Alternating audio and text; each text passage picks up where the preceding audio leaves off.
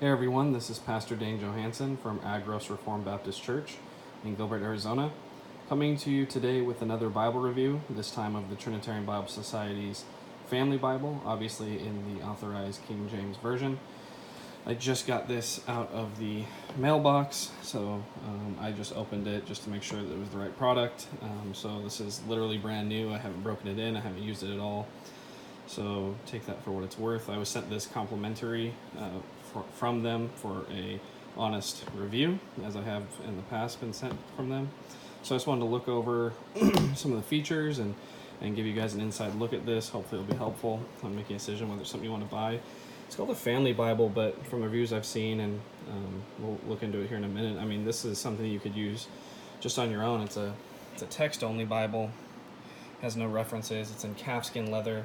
I was told it's a calf split, so it's a calf split kind of like the Cambridge does, with a grain imprinted on it, kind of like if you have the Windsor, which we'll look at in a minute and compare it to. It's got 10-point font text. It's epistle dedicatory. It doesn't have the translators to the reader. It has some light self-pronouncing text. Semi-yap cover, art guild page edges, head and tail bands, etc. You can pause that and read it more if you want, or look at it on their website. I'll have a link to this Bible on their website. I'll give you guys the ISBN number as well right here. You can pause that if you want. So it comes in this clamshell box. Well, I know some people hate the clamshells. I like them a lot because you can put it in your bag and not worry about it slipping out or anything like that. Let's go ahead and pop this open and give it a look.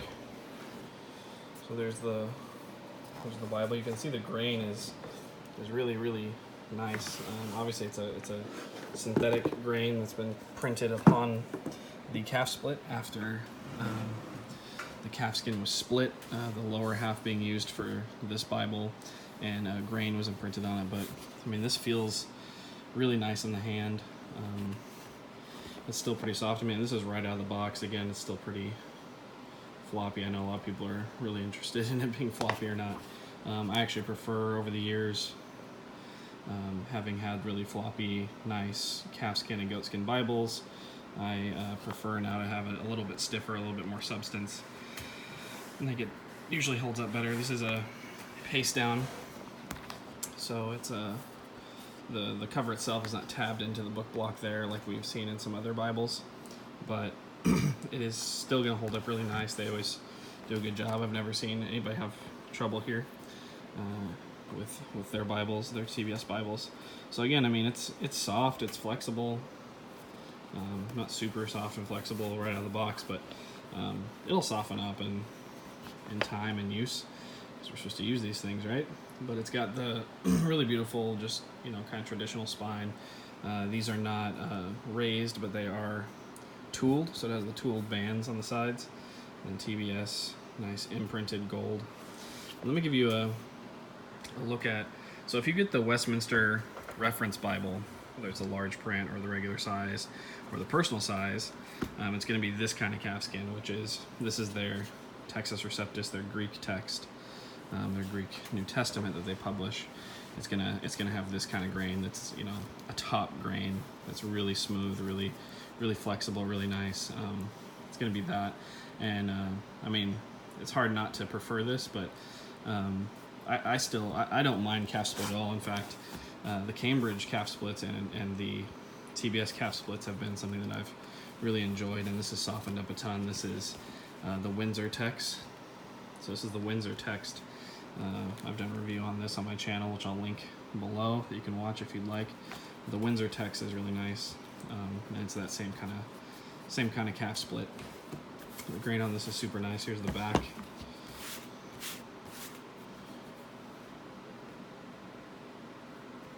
You can see those head and tail bands. The Smythe sewing, obviously it's going to be Smythe sewn. Head and tail bands on this side. So let's open it up.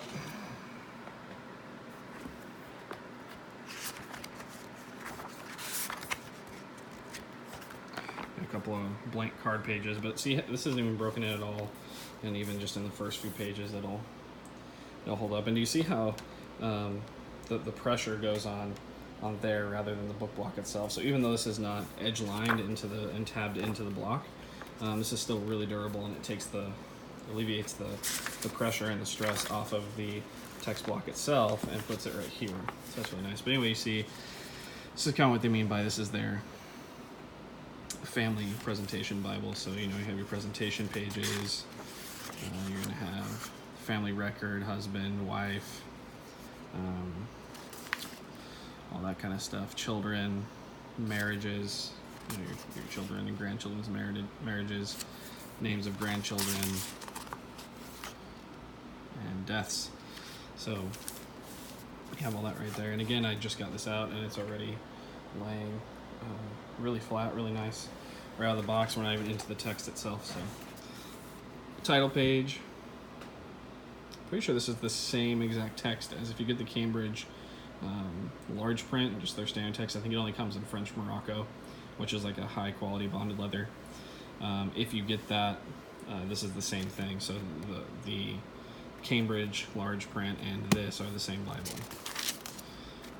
Let's see, this was printed down in Italy by Lego. So if you know anything about high quality Bibles, Lego is up there with Youngblood. Still, Youngblood is the cream of the crop, but Lego does a really nice job too. So they printed and bound this. So if you know anything about Lego, this is nice. I'd say this is probably like a 28 GSM paper, maybe less. But it's super opaque. It's coming through more on this video than it is in real life, probably because I have the light on my camera. You can see that art gilding there. It's not super, it's kind of like a church Bible publishers, their art gilding. If you've had a church or a local church, when they do the art gilding, it's kind of like that. It looks more red when it's closed than it does when it's open, which is kind of interesting. But it's still a nice touch. It's really pretty. So you got the epistle dedicatory to King James, contents, and then because this is a self-pronouncing text, although it's not overdone, you're going to have your symbols to help you do that. And so let's get a look at that text. Here's Genesis chapter 1. And this is a really nice big text. Let me show you the Windsor in comparison to it. Let's get open to page. Here's Exodus. So you can see that's an updated type in the Windsor text. That's a digital text. And then here's a reprint of, I think they actually had the actual, what are they called? Whatever they used, like back then they used a print where it was an actual like metal thing that had the text in it. So this is a digital image of that, and they did a really good job doing that. So anyway, you kind of get a feel for the size. This is a Cambridge text, technically. Let's look at the Cameo. I have the Cambridge Cameo and Calfskin right here. So if you're familiar with the Cameo, there's their text in comparison to this text. So this is super readable, and it's really bold. It's leaning more on an 11 or a 10.5, I would say, and there's nice spaces for it kind of declutters the text. And because I don't have references or anything, they're able to really just let the text itself shine. Here, I'll give you a look at the Concord, which also has a pretty nice text size as well. So there's the Concord, but even the Concord pales in comparison to that. This is just really readable, really nice. And again, we're in Genesis chapter 1, and this is right out of the box, guys. This is right out of the mailbox. So this is looking really good. I don't think there's ever any paragraph or poetry differentiations. Let's try to get to some poetry.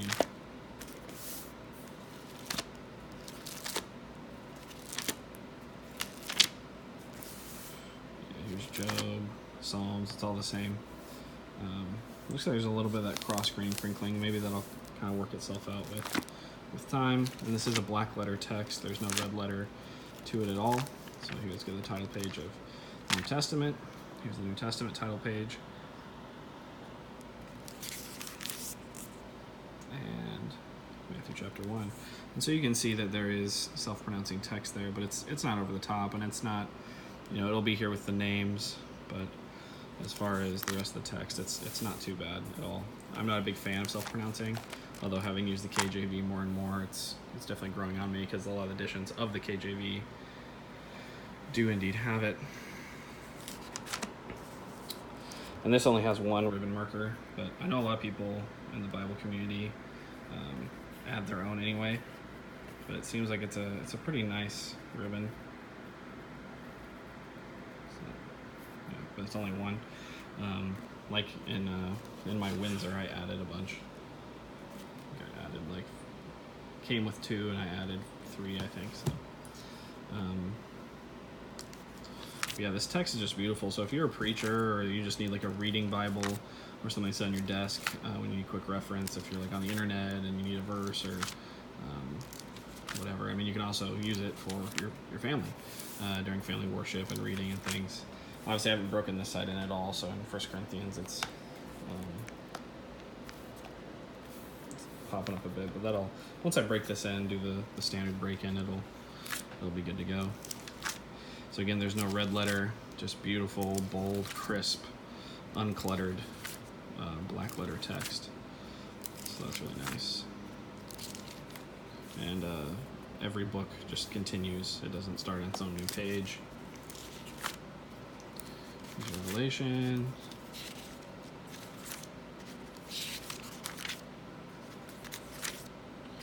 There's the end. So, the pagination does restart in the New Testament. So we have 364 here in the New Testament. Did restart. So obviously this is not 96 pages worth of material right here. So it restarted in the New Testament. Let's see. It ends here. The Old. It's 1,193 in the Old, and 365. And you have 2 pages of blank Bible paper, and then a couple more cardstock. There's no glossary, although I think a glossary would be really nice, or the Metrical Psalms, anything like that.